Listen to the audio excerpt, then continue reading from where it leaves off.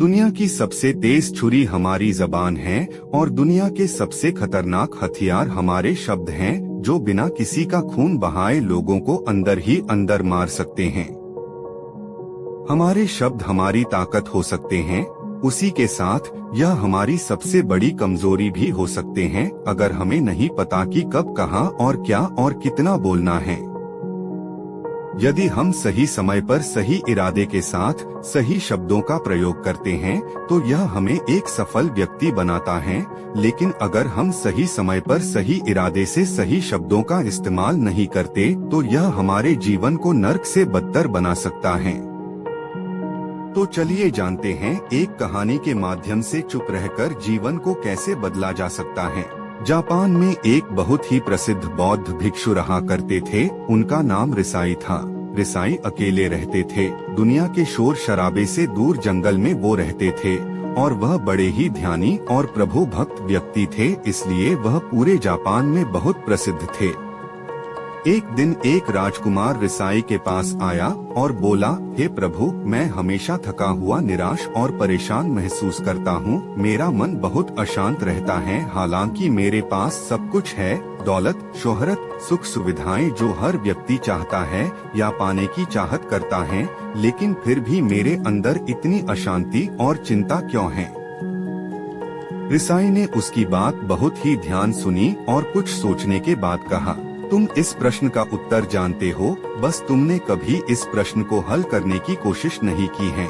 रिसाई ने आगे कहा, मैं एक खोज करना चाहता हूँ, क्या तुम मेरा साथ उसमें दोगे?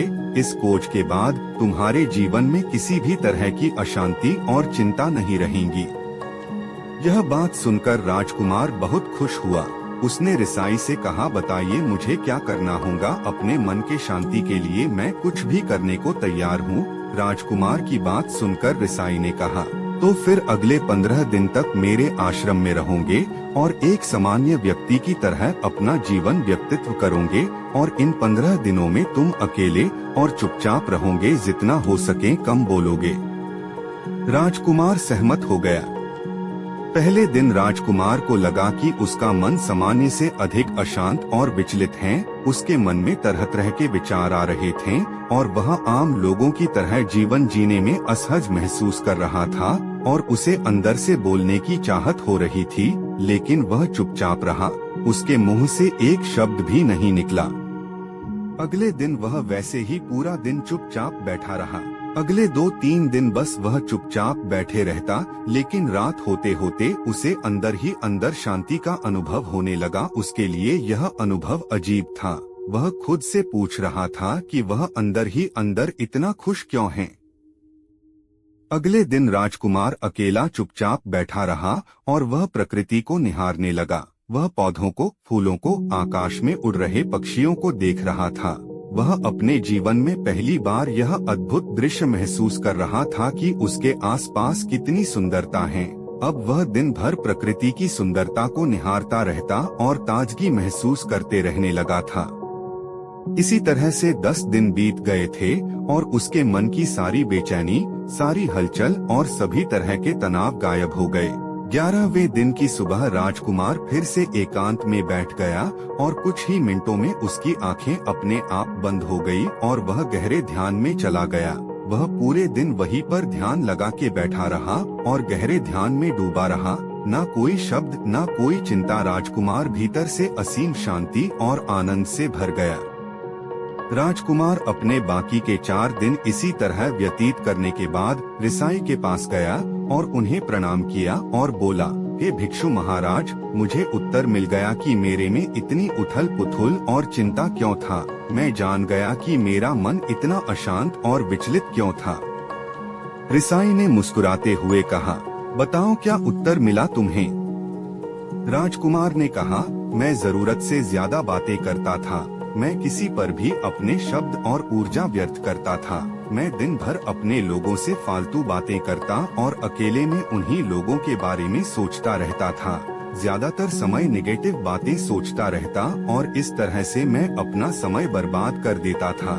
ज्यादा बोलने और नेगेटिव सोचने से मेरा मन अशांत और बेचैन हो गया था। इसी वजह से मैं किसी काम को ठीक से नहीं कर पा रहा था।